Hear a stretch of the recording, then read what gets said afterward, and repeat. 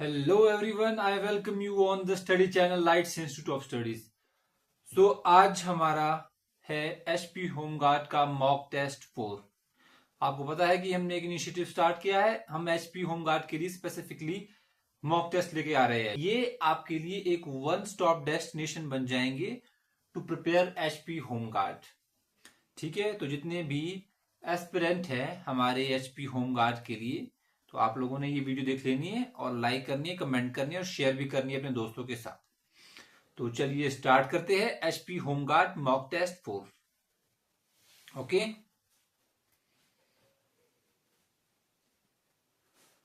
Okay so first question है, हिमाचल प्रदेश में विलय करने वाली 30 रियासतों में सबसे बड़ी रियासत कौन सी थी? सबसे बड़ी रियासत कौन सी थी?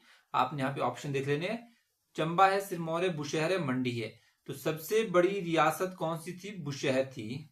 कहा जाता है कि बुशहर रियासत है, बुशहर रियासत की स्थापना श्री कृष्ण के जो बेटे थे, एक दंत कथा आप उसको बोल सकते हो, जो श्री कृष्ण के बेटे प्रद्युम्न थे, उन्होंने उस रियासत की स्थापना की थी और उन्होंने अपनी कैपिटल को शोणितपुर, जो प्रेजेंट टाइम में सराहन है, उसको स्टैब्लिश कर दिया था अपनी कैपिटल।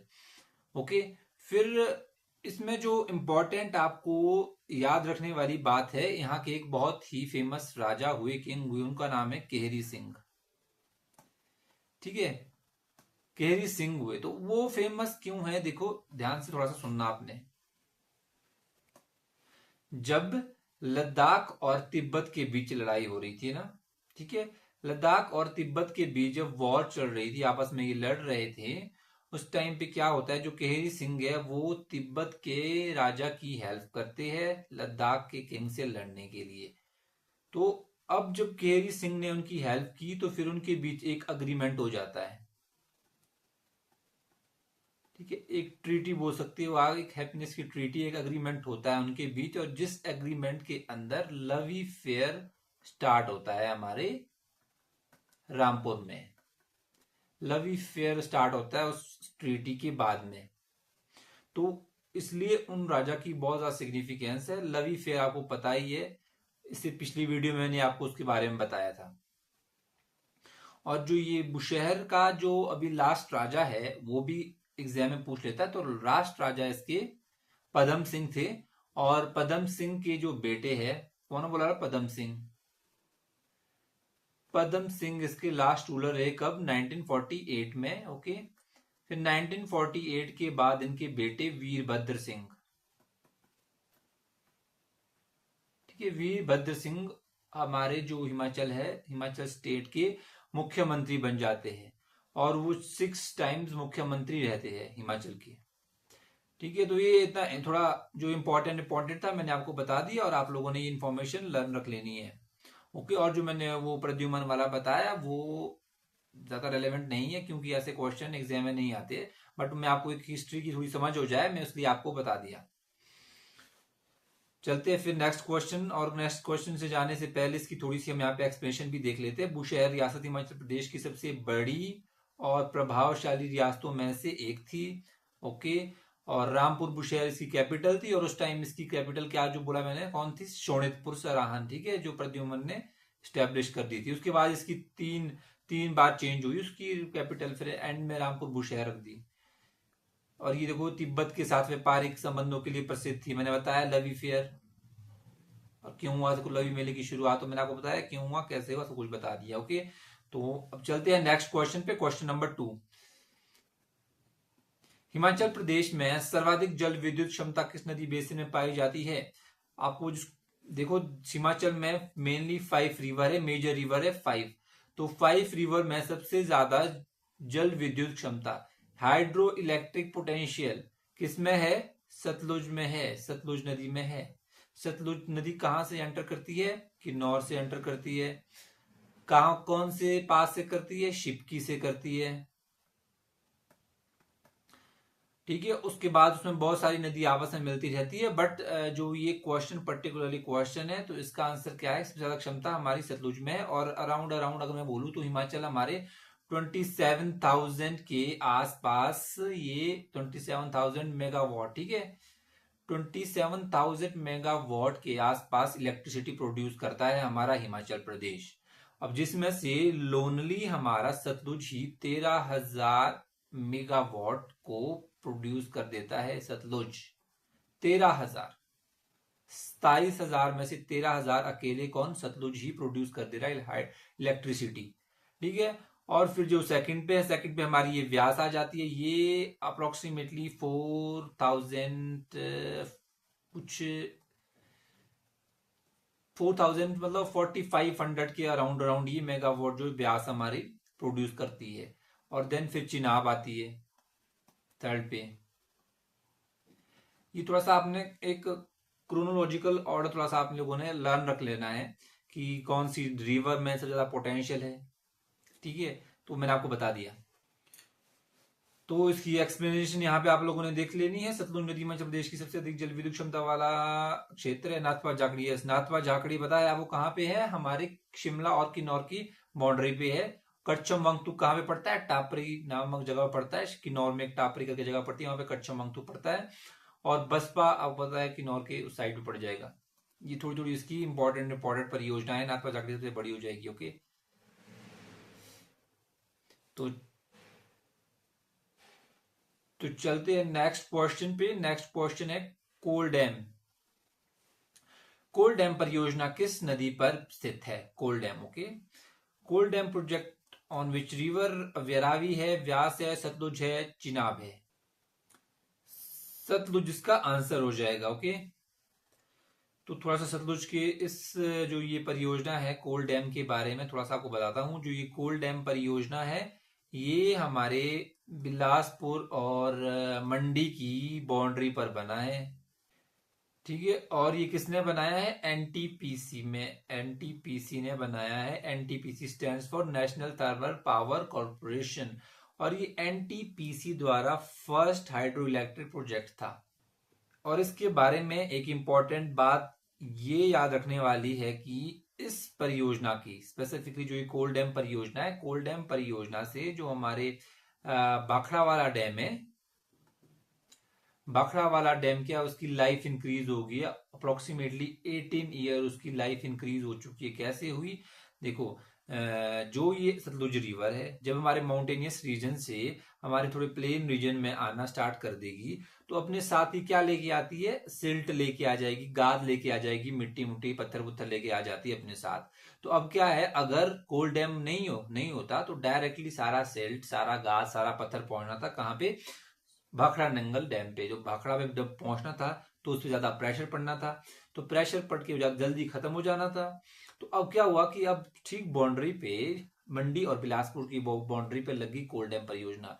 अब जो कोल डैम परियोजना ये लगी उससे सारा सिल्ट गाद उसने वहां पे रोक लिया।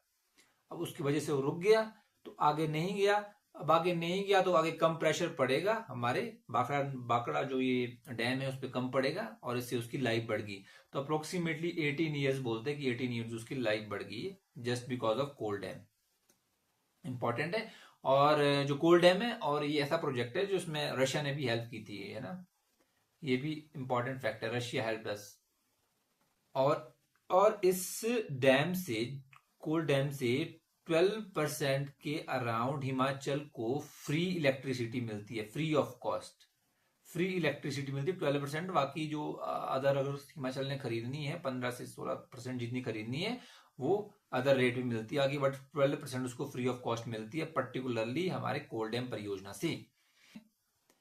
कोल डैम परियोजना सतलुज नदी पर ब्यास जिलों के बीच में, ठीक है। एनटीपीसी है ना, एनटीपीसी मैंने आपको बताया था ना, एनटीपीसी किसके लिए स्टैंड करता है?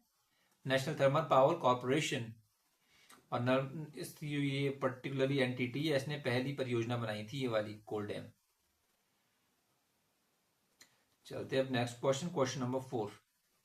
Question number 4, which ruler founded the princely state of Chamba in 920 AD? Chamba रियासत की स्थापना 1920 ईस्वी में किस शासक ने की थी? आप लोगों ने ऑप्शन देख लेने हैं, ऑप्शन ध्यान से देखने हैं। तो ये जो ऑप्शन के हिसाब से इसका सही आंसर तो हमारा साहिल वर्मन हो जाएगा। साहिल वर्मन ने इसकी 1920 एडी में, 1920 ईस्वी में स्थापना कर दी थी। बट यहाँ पे ध्यान रखने वाली बात है, अगर यहाँ पे 1920 नहीं दिया होता, क्वेश्चन में 1920 नहीं दिया होता, तो इसका आंसर क्या आ जाना था? मेरुवर्मन। मेरुवर्मन इसका आंसर आना था। देखो क्या होता है कि जो ये मेरुवर्मन है अप्रोक्सीमेटली 550 एडी के अराउंड क्या कर देते हैं, ये हमारे चंबा रियासत की स्थापना करते हैं। कौन? मेरुवर्मन। बट उसको अच्छे तरह से ऑर्गेनाइज तरीके से उसकी स्थापना कौन करते हैं? हमारे साहिल वर्मन करते हैं।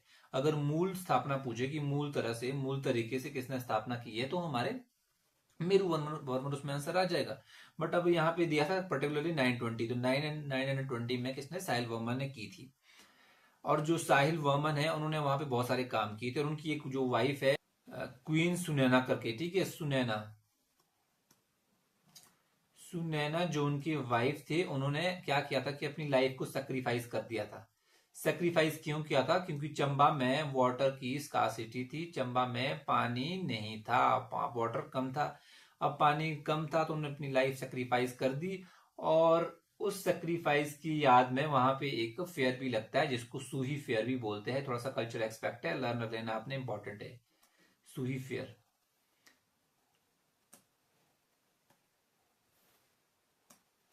और जो ये सूही फेयर है, यहाँ पे अगर मैं बात करूं तो यहाँ पे चिल्ड्रन पार्टिसिपेट करते, इन्वॉल्व होते, और वुमेन्स पार्टिसिपेट करती है। उसके अलावा यहाँ पे कोई भी पार्टिसिपेट नहीं करता है इस फेयर में।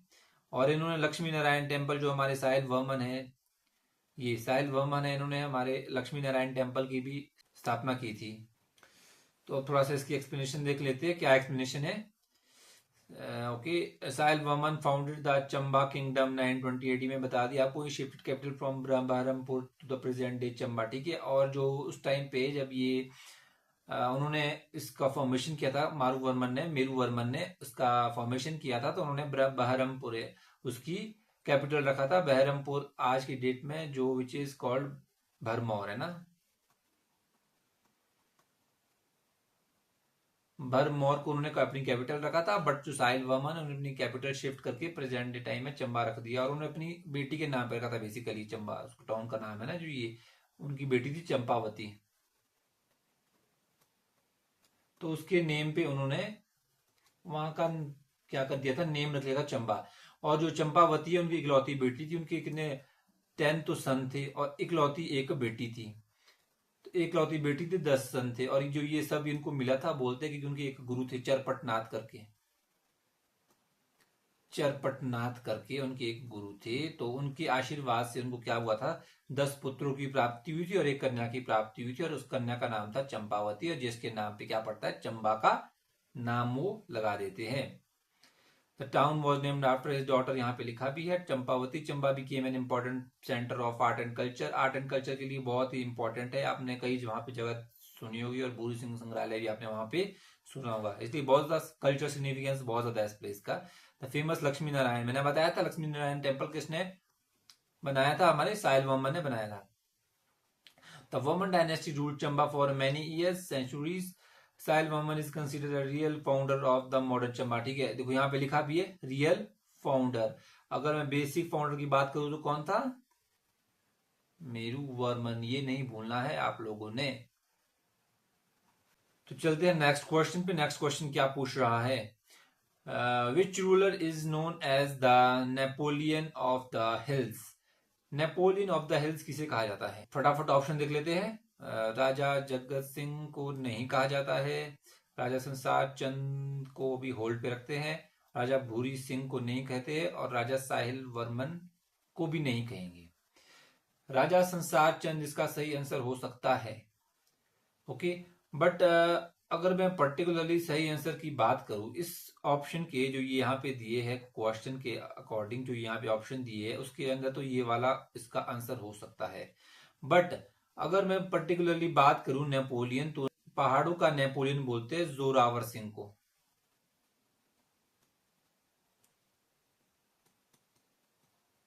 जोरावर सिंह कहलूरिया, इनको क्यों बोलते हैं कि इन्होंने अपने लाइफ टाइम में काफी सारी लड़ाइयां लड़ी थी और उसमें जीते भी थे।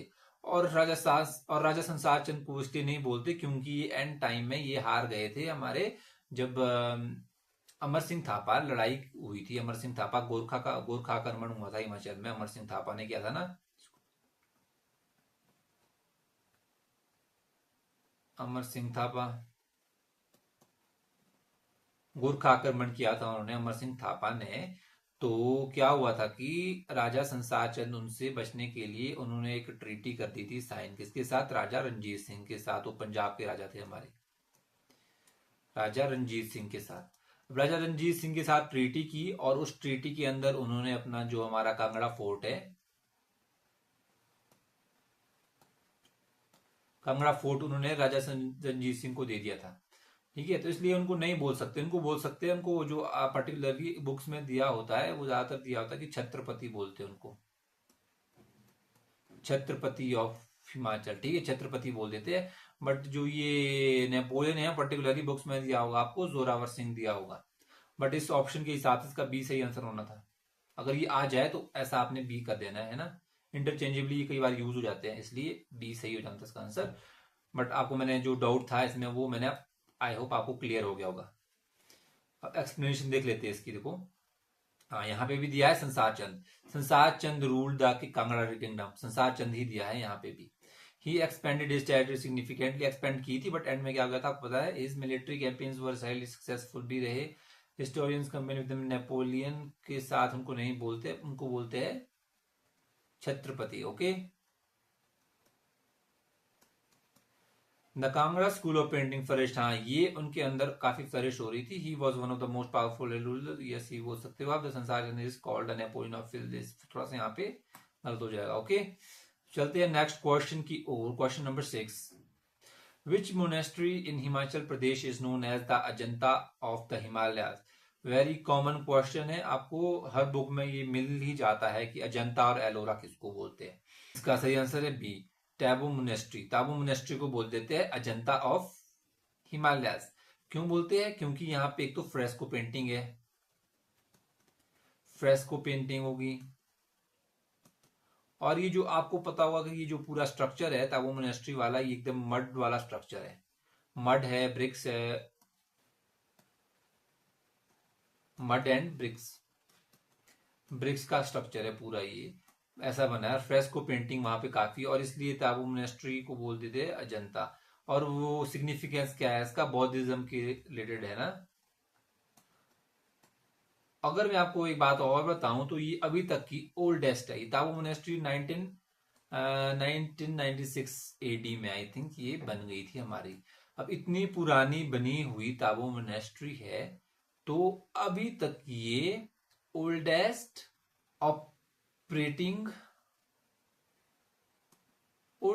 ऑपरेटिंग मोनेस्ट्री है। क्योंकि इतनी पुरानी बनी और अभी तक भी ये still it is in use. और काफी सारे आर्टिफैक्ट है यहाँ पे, जो लोग गए होंगे उनको पता होगा इस मोनेस्ट्री के बारे में। काफी पुरानी है, वहां पे काफी सारी मम्मियां भी रखी हुई है। तो इसकी थोड़ी सी एक्सप्लेनेशन भी देख ही लेते हैं, क्या एक्सप्लेनेशन में दिया है। देखो यहाँ पे दिया 1996 एडी में, आपको बताया भी। तब मोनेस्ट्री लोकेटेड स्पीति वैली में है। हाँ ये मैंने आपको नहीं बताया कहाँ पे, स्पीति वैली में है, और 1960 एडी में फाउंड हुई थी। It contains ancient murals and paintings. कौन सी थी? फ्रेस्को, मैंने आपको बताया। These artworks are internationally renowned, yes, and due to paintings it is called the Ajanta of Himalaya. इसलिए due to its paintings Ajanta, क्योंकि वहां पे कैसी है? फ्रेस्को पेंटिंग्स है, इसीलिए उसको बोल देते हैं Ajanta of Himalaya. This is one of the oldest functioning, ये मैंने आपको बता दिया, important Buddhist heritage site. Okay, चलते हैं नेक्स्ट क्वेश्चन की। नेक्स्ट क्वेश्चन क्या बोलता है? क्वेश्चन नंबर 7, हिमाचल प्रदेश की सबसे प्राचीन रियासत कौन सी मानी जाती है? Which is considered the oldest princely state of Himachal Pradesh. तो इसकी ऑप्शन में देख लेना है आपने। तो ओल्डेस्ट पूछा है, तो ओल्डेस्ट रियासत कौन सी आ जाएगी? चंबा आ जाएगी। शायद आपको पता होगा जब हमारा हिमाचल फॉर्म हुआ था तो उस टाइम पे 4 डिस्ट्रिक्ट थे, जिसमें से चंबा फर्स्ट था।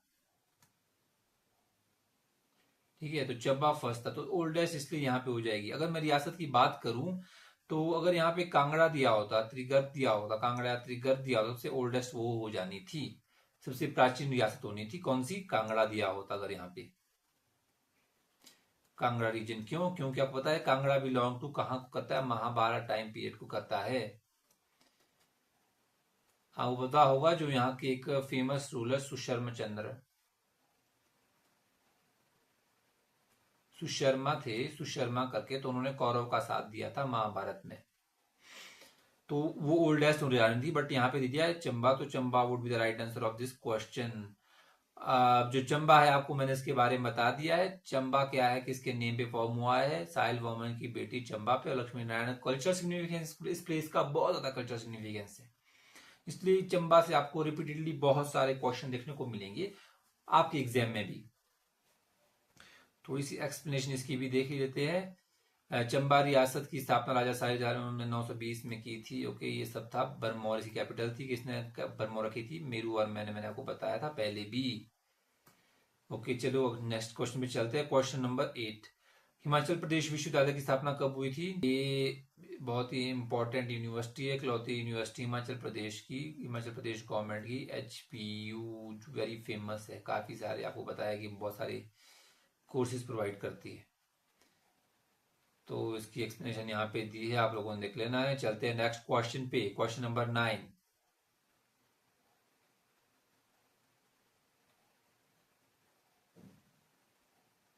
हिमाचल प्रदेश नाम सबसे पहले किसने प्रस्तावित किया था? ओके, डॉक्टर YS परमार ने नहीं किया था। आचार्य दिवाकर दत्त ने ही किया था। Acharya B would be the right answer of this question, B, Acharya Divakar Dutt. देखो क्या होता है, थोड़ा सा हिस्ट्री की ध्यान से सुनना आपने, कि सोलन में एक सोलन दरबार हॉल है।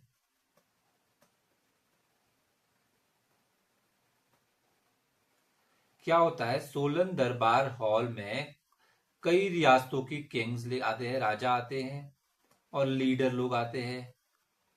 काफी जो बड़े रिनाउंड लीडर थे ना उस टाइम के, वो आ जाते हैं, और किंग्स आते हैं, और एक मीटिंग करते हैं। वापस में एक मीटिंग में मिलते हैं, और उस मीटिंग को बोलते हैं सोलन सम्मेलन। हिस्ट्री में उसको बोला जाता है सोलन सम्मेलन। ये आपस में मीटिंग करते हैं। ओके, और जब मीटिंग करते हैं तो इस टाइम पे हमारे आचार्य कौन? आचार्य दिवाकर दत्त। आचार्य दिवाकर दत्त इसमें भाग ले रहे होते हैं, और तो वो रेकमेंड करते हैं हिमाचल का नाम।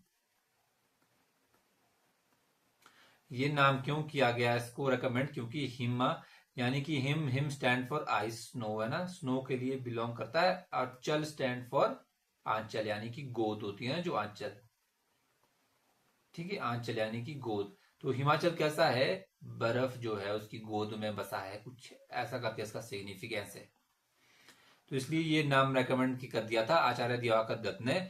और उस टाइम ये बहुत ज्यादा लोगों ने एक्सेप्ट भी कर लिया था। उसी टाइम पे काफी ज्यादा अप्रिसिएशन इस नाम को मिल गई थी।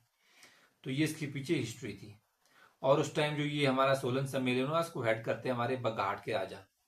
पता होगा आपको बघाट कौन सा है? बघाट जो प्रेजेंट टाइम में सोलन है, वो ओल्ड टाइम में बघाट था। बघाट के राजा। ओके, और बघाट के राजा और फेमस क्यों है? अगर आपको पता होगा, लैप्स की एक नीति चली थी ना, लैप्स के अंदर उनका जो है, ये पूरी रियासत चली गई थी लैप्स के अंदर, ब्रिटिशर्स के पास चली गई थी।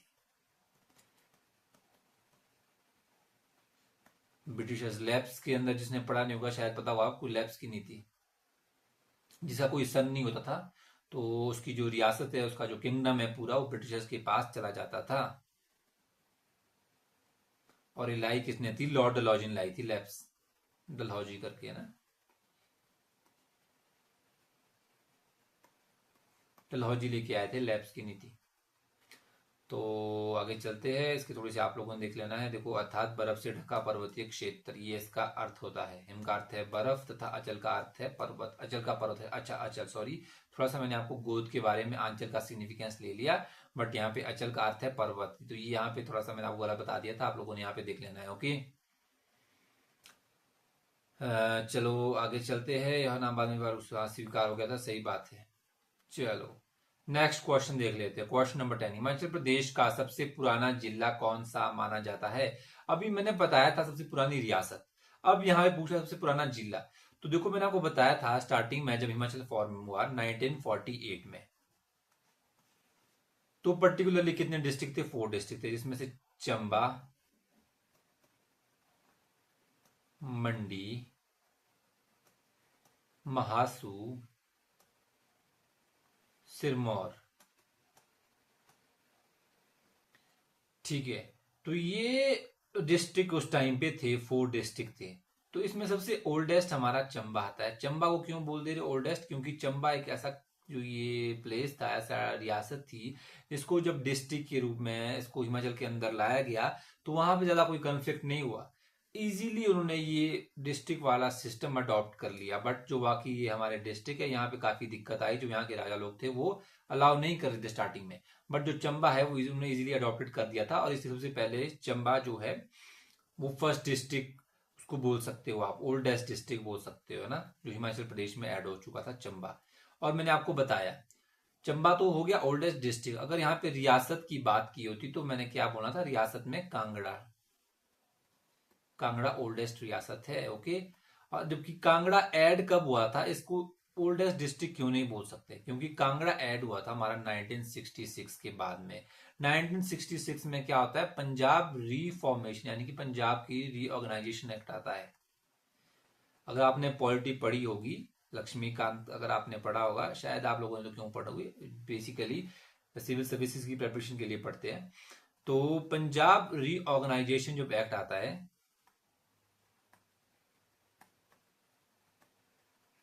पंजाब रीऑर्गेनाइजेशन एक्ट 1966 में आता है। तो उसके अंदर पंजाब से कुछ एरिया देते हैं हिमाचल को, जिसमें से कांगड़ा भी था। तो कांगड़ा ऐड का बहुत लेटर ऑन ऐड होता है हमारे हिमाचल में, 1966 के बाद में ऐड होता है। तो इसलिए हम ओल्डेस्ट डिस्ट्रिक्ट तो नहीं बोल सकते, हाँ, बट इसको ओल्डेस्ट रियासत बोल देंगे हिमाचल में ऐड हुई है जो। ओके, तो इसका आंसर हो जाएगा चंबा हमारा। इसका थोड़ा सा आंसर आप लोगों ने इसका एक्सप्लेनेशन यहाँ पे देख लेनी है, जो भी एक्सप्लेनेशन है। चंबा रियासत की स्थापना लगभग, ठीक है, ये सब कुछ मैंने आपको ऊपर ही ऑलरेडी बता दिया है, इसमें कुछ ऐसा खास नहीं है। तो क्वेश्चन नंबर 11, हिमाचल प्रदेश में मिनी लहासा किसे कहा जाता है? Mini Lhasa, which place is known as the mini Lhasa? देखो लहासा क्या है, पर्टिकुलरली लहासा स्पेस क्या है? ये कैपिटल है। कैपिटल आप बोल सकते हो, कैपिटल थी बोल सकते हो, कैपिटल है नहीं, कैपिटल थी। कहाँ की? तिब्बत की, तिब्बत की कैपिटल आप इसको बोल सकते हो। ठीक है, तो ये तिब्बत की कैपिटल थी और एक बौद्धिज्म का स्ट्रॉन्ग सेंटर बोल सकते हो, एकदम स्ट्रॉन्ग सेंटर बोल दोगे बौद्धिज्म का। तो तिब्बत में ये जगह थी, तो लहासा। ओके, अब क्या होता है कि अब हिमाचल में कौन सा लहासा बन गया? तो हिमाचल में क्या होता है कि 19, देखो ध्यान सुनना, 1959 में जब 14 दलाई लामा है, 14 दलाई लामा, 14 दलाई लामा जब वहां, देखो 1959 में कुछ क्लैश हो जाते हैं। हिस्ट्री में आपने पढ़ा होगा 1959 में क्लैश हो जाते हैं चाइना के साथ, चाइना और तिब्बत के बीच लड़ाई हो जाती है। तो वहां के धार्मिक गुरु जो 14 दलाई लामा है, वो क्या करते हैं? वो भाग के आ जाते हैं, कहाँ पे? इंडिया जाते हैं। इंडिया में पर्टिकुलरली हिमाचल में आते हैं, और जो गवर्नमेंट है हिमाचल में उनको रहने के लिए प्लेस देती है, कहाँ पे? मकलोडगंज में। मकलोडगंज में उनको प्लेस देती है रहने के लिए। अब वो वहां पे रहना स्टार्ट करते हैं। अब जब वहां पे रहना स्टार्ट करते हैं तो वहां पे बहुत सारे बौद्धिज्म जो है, बुद्धिस्ट मॉन्क्स हो जाते हैं। काफी वहां पे वो धर्म जो है काफी फैल जाता है, बौद्ध वाला।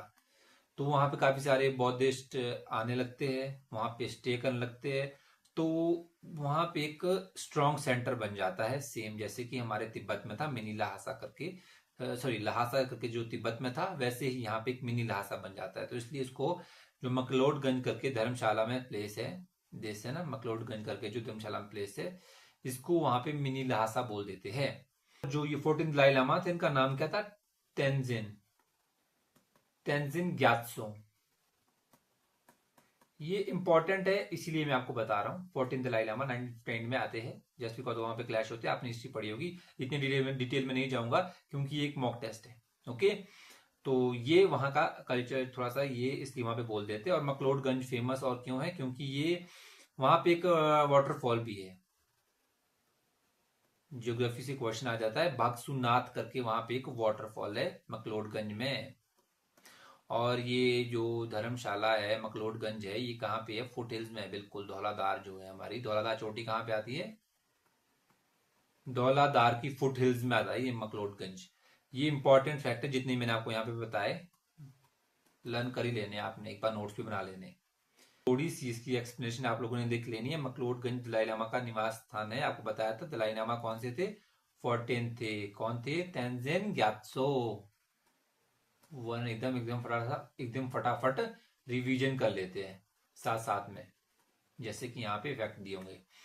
तिब्बती निवासी सरकार का मुख्यालय भी यही है, यानी कि देखो तिब्बत से उनको भगा दिया था ना चाइना वालों ने, जब चाइना के साथ कन्फ्लिक्ट हो गए, जब जब जब चाइना कैप्चर कर रहा था। पता है ना आपको, पंचशील भी साइन हुआ था। जब चाइना तिब्बत को कैप्चर कर रहा था तो वहां पे उनके अगेंस्ट आवाज उठा रहे थे दलाई लामा, 14 दलाई लामा उनके खिलाफ आवाज उठा रहे थे। अब चीन ने उनको रोकने के लिए वहां से थोड़ी सेना भेज दी, तो उनको वहां से भाग कर आना पड़ा। कहाँ पे? इंडिया आना पड़ा, और इंडिया ने वहां पे उनको शरण दे दी। अब जब इंडिया ने शरण दे दी तो उसकी वजह से हमारे जो इंडो चाइना रिलेशन थे वो भी काफी खराब हो गए। उसके बाद हमारे वॉर भी हुए, जस्ट बिकॉज ऑफ दिस, है ना, ताकि हमने उनको शरण दे दी, उनको यहाँ पे रहने के लिए अलाउ कर दिया। जो ये बोलते हैं ना निर्वासित सरकार, हमने उसको, उनको मतलब जो वहां की सरकार थी उनको यहाँ रहने के लिए हमने प्लेस दे दिया, अलाउ कर दिया, जिससे हमारे बहुत सारे रिलेशन खराब हो गए। हिस्ट्री में हमने 1962 में हमने बैटल भी लड़ी, है ना, इंडो चाइना बैटल हुई। सरकार का मुख्यालय भी यही है। यहाँ बड़ी संख्या में तिब्बती लोग रहते हैं। तिब्बती लोग रहते हैं तभी तो उसको बोलते हैं मिनी लहासा, है ना, एक स्मॉल कैपिटल बोल देंगे तिब्बत की, आप बोल सकते हो। तिब्बती संस्कृति का प्रमुख केंद्र है और इसी कारण से मिनी लहासा भी कहा जाता है, आपको मैंने जैसा कि बता दिया था। तो चलते हैं नेक्स्ट क्वेश्चन पे, क्वेश्चन नंबर 12। हिमाचल प्रदेश का सबसे अधिक वन क्षेत्र वाला जिला कौन सा है? Which district has the largest forest area in Himachal Pradesh? Largest forest area की बात कही है। देखो लार्जेस्ट फॉरेस्ट एरिया दो तरह से हो सकता है। एक तो डेंसिटी वाइज आप बोल सकते हो कि डेंसिटी से ज्यादा कहाँ है, आपसे जो पूछ सकता है ना, घनत्व के रूप में पूछता है कि सबसे ज्यादा घनत्व कहाँ है। और एक पूछ सकता है कि सबसे ज्यादा जो एरिया है फॉर फॉरेस्ट कहाँ पे है ना, सबसे ज्यादा एरिया कहाँ है। तो पर्टिकुलरली क्वेश्चन नंबर 12, सबसे अधिक वन क्षेत्र वाला जिला कौन सा हो जाएगा? इसके अकॉर्डिंग हमारा हो जाएगा चंबा। चंबा, ठीक है, चंबा हो जाएगा सही आंसर। चंबा क्यों हो जाएगा? क्यों? क्योंकि आप लोगों ने देखा भी होगा चंबा, जब आपने देखा है तो वहां पे कई सारी मेडोज आपने देखी होगी खजियार में जाके, मूवीज में देखी होगी और डिफरेंट डिफरेंट में देखी होगी। देखो काला टोप करके वहां पे एक वाइल्ड लाइफ सेंचुरी भी है, काला टोप करके, काला टोप करके, है कि नहीं है? तो काला टोप जो नेम है पर्टिकुलरली वो भी कैनोपी से ही ड्राइव है, क्योंकि वहां पे कैसी है, एकदम डेंस कैनोपी है, ऊपर से बिल्कुल दिखते हैं ना जब, तो ऐसी कैप सी दिखती है पूरी, जो ये कैनोपी दिखती है, यानी कि जो जंगल है, देवदार का जंगल है, तो ऊपर से एक चोटी पे ऐसी कैप जैसी दिख जाती है, काफी डेंसिटी की वजह से। तो इसलिए मैं बोलता हूं कि इसका जो सही आंसर है वो चंबा हो जाएगा, क्योंकि वहां काफी ज्यादा फॉरेस्ट है। तो देख लेते हैं इसका आंसर क्या है यहाँ पे। हाँ, तो चंबा जिले सर्वाधिक वन क्षेत्र पाया जाता है, सही बात है। यहाँ देवदार, देवदार मैंने बताया कि वन संपदा अर्थव्यवस्था का आधार है, जैव विविधता की दृष्टि से महत्वपूर्ण है और वन्य जीव जगह पाई जाती है। ठीक है, इंग्लिश वाले आप लोग यहाँ पे देख सकते हो इसके एक्सप्लेनेशन। तो क्वेश्चन नंबर 13 है, हिमाचल प्रदेश की पहली महिला राज्यपाल कौन थी? यहाँ क्या पूछा है? महिला, ध्यान रखना ना, ये गलती मत करना, महिला पूछा है। तो महिला इसमें कौन सी हो जाएगी? उर्मिला सिंह नहीं है, सरोजिनी नायडू नहीं है, प्रतिभा पाटिल नहीं है, शीला कौल, यस शीला कौल है वहां की हिमाचल की फर्स्ट राज्यपाल, महिला राज्यपाल शीला कौल थी। ठीक है, और मैं पर्टिकुलरली बात बताऊं तो ये जो कांग्रेस है उससे काफी इनके थोड़े रिलेटिव थे ये आपस में, उस टाइम के इंदिरा गांधी के कुछ रिलेशन में थे शीला कौल। तो ये इसका सही आंसर हो जाएगा शीला कौल करके। इसकी एक्सप्लेनेशन देख लेना है। शीला कौल हिमाचल की पहली महिला राज्यपाल थी, उन्होंने ठीक है कार्य किया था, वे एक प्रसिद्ध राजनीतिज्ञ थी, ठीक है, राजनीति, ठीक है, बाकी आप लोगों ने देख लेना है एक्सप्लेनेशन, जो भी एक्सप्लेनेशन रहती है। हम करेंगे क्वेश्चन नंबर नेक्स्ट करेंगे, हिमाचल प्रदेश में भाभा घाटी किस जिले में स्थित है? तो भाभा वैली कहाँ पे लोकेटेड है? जिसको नहीं पता है इसका आंसर देख लेना है। ऑप्शन देखिए तो किन्नौर में उसका आंसर सही है। किन्नौर में है हमारी भाभा वैली। किन्नौर में स्टार्टिंग में ही पड़ जाएगी भाभा वैली। देखो काफी फेमस है ये तो, टूरिज्म स्पॉट है भाभा वैली करके। और एक फेमस क्यों है, क्योंकि यहाँ पे क्या है, एक हाइड्रो इलेक्ट्रिक पावर प्रोजेक्ट है। वो थोड़ा सा डिफरेंट है, उसके बाद थोड़ा सा देखते हैं। एक उसका नाम क्या है, पहले संजय जल विद्युत परियोजना उसको बोलते हैं, है ना। संजय जल विद्युत परियोजना, आगे आपने लिख लेना है जल विद्युत परियोजना। ओके, तो संजय जल विद्युत परियोजना वहां पे है। और वो फेमस क्यों है, क्योंकि वो है अंडरग्राउंड।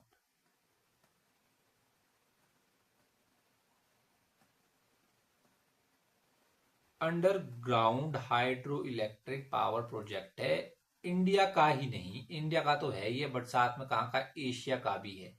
इंडिया और एशिया का first underground hydro electric project है, इसलिए ये काफी फेमस है भाभा वैली।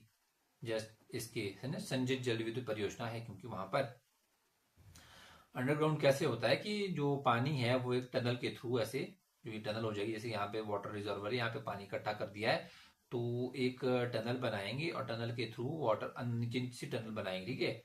बिल्कुल नीचे टनल बनी होगी और वाटर उसके थ्रू जाएगा और आगे यहाँ पे टरबाइन ऐसे लगे होंगे, ठीक है। और ऐसे टरबाइन को वो ऐसे टरबाइन को घुमा देगा, जैसे यहाँ पे पानी का फ्लो जाएगा तो ऐसे जो टरबाइन है वैसे घूम जाएगा, ठीक है। ऐसे क्लॉक ऐसे घूम जाएगा और यहाँ पे एनर्जी, इलेक्ट्रिक एनर्जी पैदा हो जाएगी, है ना।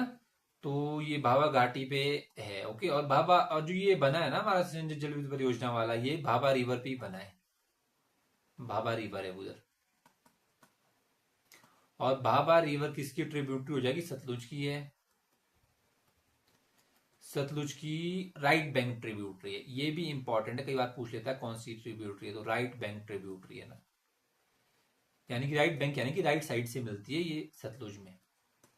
और जो ये रिवर है भाभा रिवर, इसको लोकल में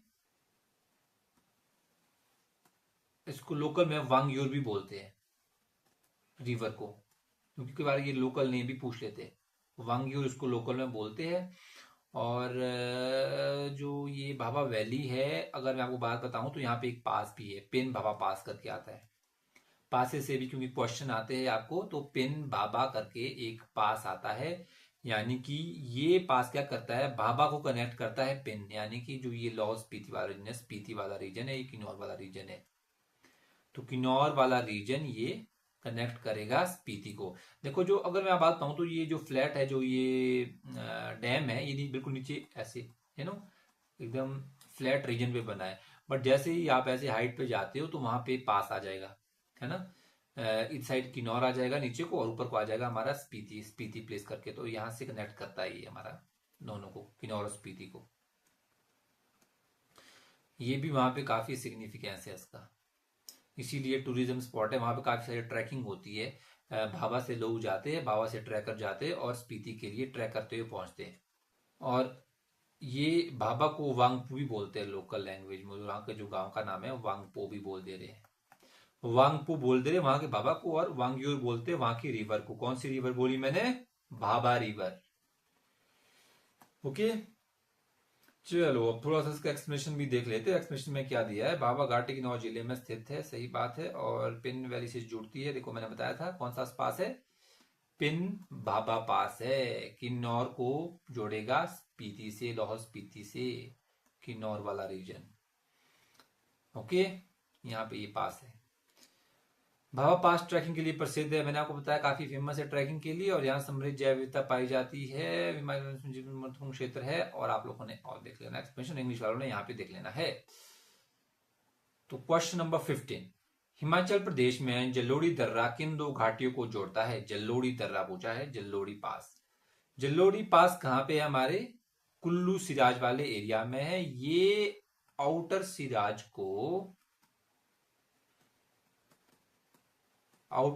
को इनर सिराज से जोड़ देता है।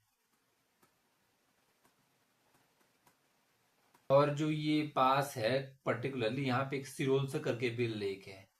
लेक से भी क्वेश्चन आता है, जियोग्राफी का है ये। सिरोलसा करके वहां पे लेक है, वहां पे एक जो बोलते हैं ना कि एक वहां पे बर्ड काफी फेमस है, उसको आप भी चिड़िया बोलते हैं। आबी चिड़िया की वजह से ये लेक काफी क्लीन है, क्योंकि जैसे ही बोलते कोई पत्ता पुत्ता इसमें पड़ जाता है, कोई पत्ता लकड़ी छोटी मोटी लकड़ी इसमें पड़ती है, वैसे ही आबी चिड़िया उसको अपने मुंह से उठा के अपनी चोंच में उठा के उससे बाहर फेंक देती है उस लेक से, सिरोल सर। तो पासेस आप लोगों ने नहीं छोड़ने हैं, पासेस कर लेने हैं। और टेम्पल आप लोगों ने नहीं छोड़ने हैं, डैम आप लोगों ने नहीं छोड़ने हैं, और रिवर आप लोगों ने नहीं छोड़नी है। ये कुछ एक इंपॉर्टेंट ज्योग्राफी से आपके इंपॉर्टेंट है, ये और ये और ये, इनको आप लोगों ने एकदम देख लेना है। और लेक्स, यस लेक से भी क्वेश्चन आता है, लेक्स भी देख लेनी। ज्योग्राफी में आप लोगों ने अगर ये चीजें टच कर दी तो that would be more than enough. तो इसकी थोड़ी सी हम एक्सप्लेनेशन देख लेते हैं। हाइट तो इतना डीप में जाने की जरूरत नहीं है, इतना नहीं पूछेगा आपसे। अगर आप लोग को ये पता है कि जलोड़ी पास कहाँ पे है, कौन से डिस्ट्रिक्ट में, तो that would be more than enough. यह कुल्लू घाटी की आउटर सिराज क्षेत्र से जोड़ता है, सही बात है। रुद्रा शिमला मंडी संपर्क स्थापित करता है, यहाँ ग्रेटिंग वाले दिखा देते हैं। चलो ठीक है, आप लोगों को देख लेना है आगे। तो